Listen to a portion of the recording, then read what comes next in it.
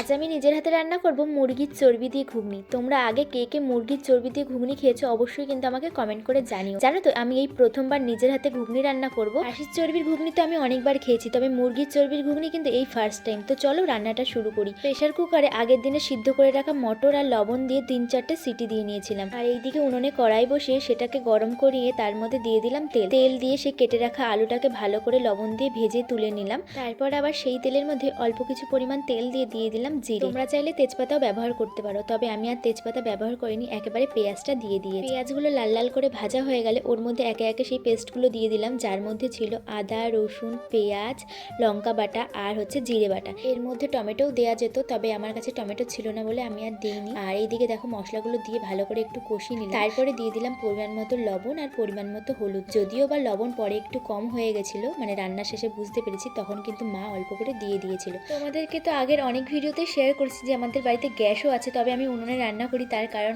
উনুনে রান্না করতে আমার একটু বেশি ভালো লাগে। জানি না কেন গ্যাসে মনে হয় অল্প অল্প জাল ওঠার, ওই জালে আমার পোষায় না। উনুনে রান্না করলে যেরকম খুশি জাল দেওয়া যায়, সেই কারণেই আমার খুব ভালো লাগে। খালি একটাই প্রবলেম, হাঁড়ির তলা আর কড়াইয়ের তলাটা কালি হয়ে যায়। তোমাদের সাথে কথা বলতে বলতে আমার কিন্তু মশলাটা একদম কষানো হয়ে গেছে। তার মধ্যে আমি কিন্তু চর্বিগুলো দিয়ে একটু নাড়িয়ে নিলাম। তারপর দিয়ে দিলাম সেই ভেজে রাখা আলুটাকে। আর আলুটা দিয়ে যখন নাড়তে যাব দেখি তলার দিকটা একটু লেগে গেছে, ওটা কিন্তু খুন্তির সাহায্যে আমি তুলে দিয়েছি। এবার সেই প্রেসার কুকারে সিদ্ধ করে রাখা মটরটা দিয়ে দেবো। আমাদের দেখো মটরটা কিন্তু একটু বেশি সিদ্ধ হয়ে গেছিল। কোনো ব্যাপার না, আমরা এরকম ভাবে খেতেও ভালোবাসি, তাই আমাদের কাছে কিন্তু কোনো প্রবলেম হয়। তোমরা চাইলে 3-4টে সিটি না দিয়ে জাস্ট দুটোই দিতে পারো, মানে যারা এরকম শক্ত ভাবে খেতে পছন্দ করো তারা। এদিকে দেখো আমাদের ঘুগনি রান্না কিন্তু একদম প্রায় কমপ্লিট হয়ে গেছে। একদম শেষে সানরাইজের গরম মশলা দিয়ে দিলেই কিন্তু রেডি হয়ে যাবে আমাদের আজকের ঘুগনি। কালকে আমার হাতে এই রান্নাটা কিন্তু আমার খুব ভালো লেগেছে। জানি না কেন অন্যান্য রান্না আমার পছন্দ হয় না, তবে আমার এই ঘুগনি রান্নাটা কিন্তু বেশ দারুণ লেগেছিল। প্রথমে আমি আমার ক্যামেরাম্যানকে দিয়ে টেস্ট করালাম, মানে আমার ভাইকে দিয়ে। আর তারপর আমি ভাবছি ফেসবুক থেকে যদি কিছু না হয় ভবিষ্যতে একটা ঘুগনির দোকান দেবো। তোমাদের কি মতামত অবশ্যই কিন্তু সেটা কমেন্ট করে জানিও। সো চলো টাটা সবাইকে।